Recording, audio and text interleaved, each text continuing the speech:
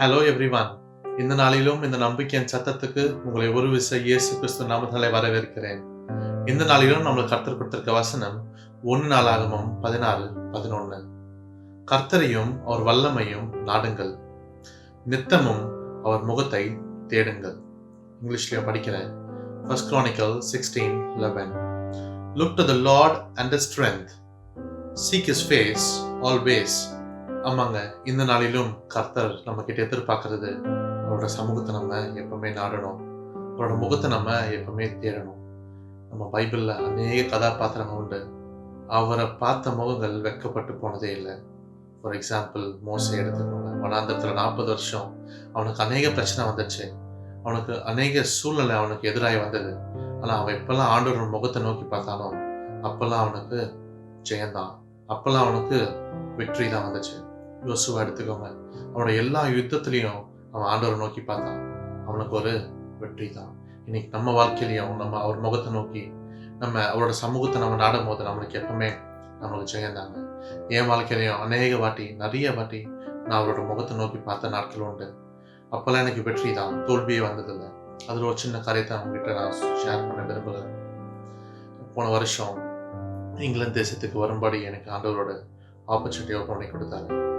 நான் அப்போ அதுக்கு வீசா அப்ளை பண்ணிட்டு நான் வெயிட் பண்ணி கொண்டு இருந்தேன். 2 weeks அப்படின்னு சொல்லிட்டாங்க வீசா வரதுக்கு. ஸோ நான் வெயிட் பண்ணி கொண்டு இருந்தேன். நிறைய பேர் சொன்னாங்க வீசா வர்றது கஷ்டம்தான், ஏன்னா அவங்ககிட்ட சஃபிஷியன்ட் பேங்க் பேலன்ஸ் இல்லை, அவங்ககிட்ட சஃபிஷியன்ட் டாக்குமெண்ட்ஸ் இல்லை அப்படின்ட்டு நிறைய பேர் சொன்னாங்க. ஆனால் எனக்குள்ள ஒரு விசுவாசம், என்னை அழைச்ச தேவன் உண்மை உள்ளவர், என்னை கடைசி வரைக்கும் அவர் கைவிட மாட்டாரு அப்படின்ட்டு எனக்கு ஒரு நம்பிக்கை. நான் அந்த விசுவாசத்தில் நான் எப்பவுமே அவரோட முகத்தை நான் தேடிக்கொண்டே இருந்தேன். அப்போது 2 weeks முடிஞ்சிடுச்சு, இன்னும் வீசா வரல, இன்னும் எந்த மெசேஜும் வரல வீசா ஆஃபீஸ்லேருந்து. 2 weeks முடிஞ்சு கொஞ்சம் நாட்கள் ஆகிடுச்சு, இன்னும் வீசா வரல. ஒன் ஃபைன் டே எனக்கு ஒரு மெசேஜ் வந்துச்சு, உங்கள் பாஸ்போர்ட்டை வந்து நீங்கள் வீசா ஆஃபீஸில் கலெக்ட் பண்ணிக்கோங்க அப்படின்ட்டு. எனக்கு வீசா வந்துச்சா இல்லையான்னு தெரியல. நான் அந்த மெசேஜில் பாஸ்போர்ட்டை வந்து கலெக்ட் பண்ணிக்கோங்க அப்படின்னு தான் இருந்துச்சு. நான் உடனே எனக்கு தெரிஞ்ச அண்ணன் கிட்டே நான் ஃபோன் பண்ணி கேட்டேன், எனக்கு இந்த மாதிரி மெசேஜ் வந்திருக்கேன், இதுக்கு என்ன அர்த்தம்ண்ணே? வீசா வந்துருச்சுன்னு அர்த்தமா இல்லை இல்லைன்னு அர்த்தமா? எனக்கு புரியல அப்படின்னு அவர்கிட்ட கேட்டேன். ஆனால் எனக்குள்ள ஒரு விசுவாசம், வீசா நிச்சயமா வந்திருக்கும் அப்படின்ட்டு. அவர் சொன்னார், சாம், இந்த மெசேஜில் வந்து பாஸ்போர்ட்டை கலெக்ட் பண்ணிக்க மட்டும் தான் சொல்லியிருக்காங்க, நீ போனால் தான் உனக்கு தெரியும் வீசா வந்துருச்சா இல்லையான்ட்டு, நீ போய் பாரு. நான் உடனே அடுத்த நாள் நான் கிளம்பி போகிறேன் வீசா ஆஃபீஸ்க்கு.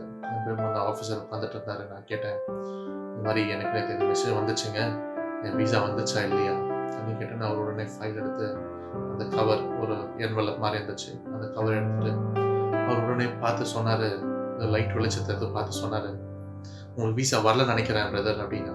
நான் கேட்டேன், ஏன் சார் அப்படின்னு. இல்லை, பாஸ்போர்ட்டோட சேர்ந்து இன்னொரு பேப்பரும் வந்திருக்கு, அந்த பேப்பர் வந்துச்சுன்னா ஏன் வீசா வரலான்ற எக்ஸ்பிளனேஷன் அந்த பேப்பரில் கொடுத்துருப்பாங்க அப்படின்னோடனே. பட் எனக்குள்ள ஒரு விசுவாசம், வீசா வந்திருக்கணுமே, ஏன்னா இது ஆண்டவர் ஆரம்பித்த காரியமாச்சு, எனக்கு வீசா வந்திருக்கணுமே அப்படின்ட்டு எனக்குள்ள ஒரு விசுவாசம். நான் சொன்னேன் அவர்கிட்ட, இதை பிரித்து பார்க்க முடியுமா இங்கேயே அப்படின்னு. அவர் சொன்னார், நான் பிரித்து பார்க்குறேன் அப்படின்ட்டு அவரே சிசர்ஸ் எடுத்து கட் பண்ணி பார்த்தாரு. பார்த்துட்டு அவர் முகத்தில் ஒரு ஆச்சரியம், வீசா வந்துடுச்சு அப்படின்னாரு. அப்புறம் அந்த பேப்பருக்கு என்னங்க அர்த்தம் அப்படின்னு நான் கேட்டேன். அவர் சொன்னார், இந்த வீசாக்கு ஒரு கார்டு கொடுப்பாங்க, நீங்கள் அந்த ஊருக்கு போகும்போது அந்த கார்டு வந்து நீங்கள் எந்த அட்ரஸில் வந்து வாங்கணும்னு அந்த அட்ரஸ் இந்த பேப்பரில் மென்ஷன் பண்ணியிருக்காங்க, அதுக்கு தான் இந்த பேப்பர் கொடுத்துருக்காங்க. எனக்கு ரொம்ப சந்தோஷமாயிடுச்சு, என்னை அழைச்ச தேவன் எனக்கு கைவிடலை. நான் உடனே அவர்கிட்ட கேட்டேன், பிரதர், எனக்கு ஒரு ஜம்ப் பண்ண எனக்கு என்ன ரூம் கிடைக்குமா இங்கே, ஒரு 5 minutes தான் அப்படின்னு. அவர் உடனே ஒரு சின்ன ரூம் காமிச்சார், ஒரு கேஃபேட்டேரியா மாதிரி காமிச்சார், இங்கே யாரும் வரமாட்டாங்க, நீங்கள் 5 minutes இங்கே ப்ரே பண்ணிக்கோங்க அப்படின்ட்டு. நான் ப்ரேயர் பண்ணிட்டு முடிச்சுட்டேன். அவர் அங்கே வெயிட் பண்ணி கொண்டு வந்தார். என்னை கேட்டார், என்ன ப்ரேயர் பண்ணீங்க அப்படின்னு. நான் சொன்னேன், இல்லை, நிறைய பேர் சொன்னாங்க எனக்கு வீசா வராதன்ட்டு, பட் எனக்குள்ள ஒரு நம்பிக்கை, நான் ஆராதிக்கிற தேவன் என்னை கைவிட மாட்டார் அப்படின்ட்டு. அப்புறம் அவர் கேட்டார், நீங்கள் கிறிஸ்டியனா அப்படின்னா. நான் சொன்னேன், ஆமாங்க, நான் கிறிஸ்டியன், உங்கள் தேவன் உங்களை கைவிடலை அப்படின்ட்டு அவரை சாட்சி கொடுத்தாரு. ஸோ நம்மளுடைய தேவன் அவரோட முகத்தை நம்ம நோக்கி பார்க்கும்போது நம்மளை கைவிட மாட்டார். ஒருவேளை உங்கள் வாழ்க்கையிலையும் இந்த மாதிரி சூழ்நிலைகள் இருக்கலாம். நம்மளை சுற்றி இருக்கவங்க நெகட்டிவாக பேசலாம், நம்மளுக்கு காரியம் நடக்கிற இடத்துலையே நம்மளுக்கு நெகட்டிவாக ஆன்சர்ஸ் வரலாம். ஆனால் நம்மளுடைய தேவன் பாசிட்டிவான தேவன். நம்மளுடைய தேவன் எல்லா தோல்வியும் ஜெயமாய் மாற்றுகிற தேவன். நம்மளுடைய தேவன் எல்லா சூழ்நிலையும் மாறுதலாய் செய்கிற தேவன். இந்த நாளிலையும் அந்த தேவனை பார்த்து நம்ம ஜெபிப்போமா? என் வாழ்க்கையில செய்த தேவன் உங்க வாழ்க்கையிலையும் செய்ய வல்லவர். நம்ம ஜெபிப்போமா? அன்புள்ள சுவாமி, இந்த நல்ல நாளுக்காக நன்றி செலுத்துகிறோம் ஆண்டவரே. அப்பா, இந்த நல்ல வார்த்தைக்காக நன்றி செலுத்துகிறோம் ஆண்டவரே. அப்பா, உம்மை பார்த்த முகங்கள் வெட்கப்பட்டு போனதில்லையா ஆண்டவரே. அப்பா, இந்த வீடியோவை பார்த்து கொண்டு இருக்கிற யாரா இருந்தாலும் சரி ஆண்டவரே. அப்பா, அவர்கள் எதை நோக்கி உம்முடைய முகத்தை பார்த்து கொண்டிருக்கிறார்களோ அந்த காரியத்தை அவங்களுக்கு நிறைவேற்றுங்க. அந்த காரியத்தை அவங்களுக்கு சக்சஸ்ஃபுல்லா மாற்றுங்க ஆண்டவரே. அப்பா, நீ நேற்றும் இன்றும் என்றும் மாறாத தேவன் தகப்பனே. அப்பா, நீ சொன்னால் ஆகும், நீர் கட்டளையிட்டால் நிற்கும் ஆண்டவரே. அப்பா, நீர் பொய் சொல்ல மனிதன் அல்ல.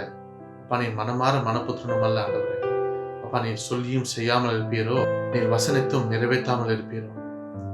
அப்பா, எங்க வாழ்க்கையை உம்முடைய கருத்துல ஒப்பு கொடுத்துருங்க. அப்பா, நான் உம்மை நோக்கி பார்க்கிறோம் ஆண்டவரே. எங்க காரியத்தை ஜெயமாய் மாற்றுங்க. இந்த நாள் முழுவதும் எங்களை பாதுகாத்துக் கொள்ளுங்க, எங்களை வழி நடத்துங்க. இயேசு கிறிஸ்து நாமத்தால் ஜெபம் கேட்கிறோம் நல்ல பிதாவே. ஆமென், ஆமென். இந்த நல்ல நாளிலும் நான் உங்களை சந்திச்சது எனக்கு ரொம்ப சந்தோஷம். மீண்டும் ஒரு உற்சாகப்படுத்துகிற வருஷத்தோட நாளை தினத்தில் உங்களை சந்திக்கிறேன். Until then, by from Sam.